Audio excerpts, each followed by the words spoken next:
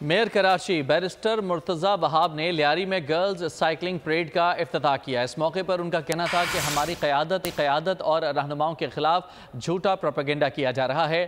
مواش گوٹ اور ملیر والے دونوں واقعات بدقسمتی ہیں۔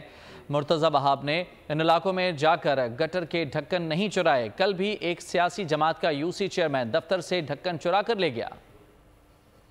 میں حیثیت کے کارکن پاکستان پیپلز پارٹی کے ان تمام یہ جو پروپیگنڈا چل رہا ہے نا، اس کی سختی سے تردید بھی کرنا چاہوں گا، مذمت بھی کرنا چاہوں گا۔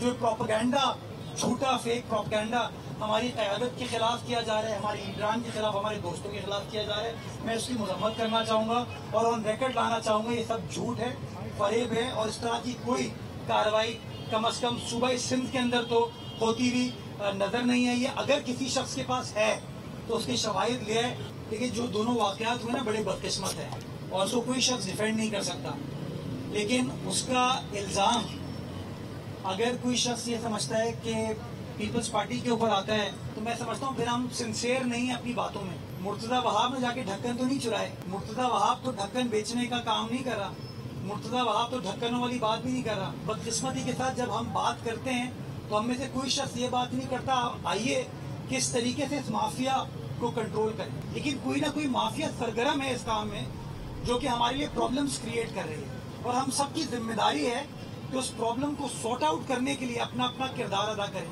اپنے سیاسی مخالفین کو بھی ریکویسٹ کرنا چاہوں گا کہ آئیے لائے عمل بنائیے، آئیے میرے ساتھ بیٹھیے، میں آپ کے ساتھ بیٹھوں۔ خیبر پختونخوا میں چکن پاکس کیسز میں اضافے کے باعث ایمرجنسی نافذ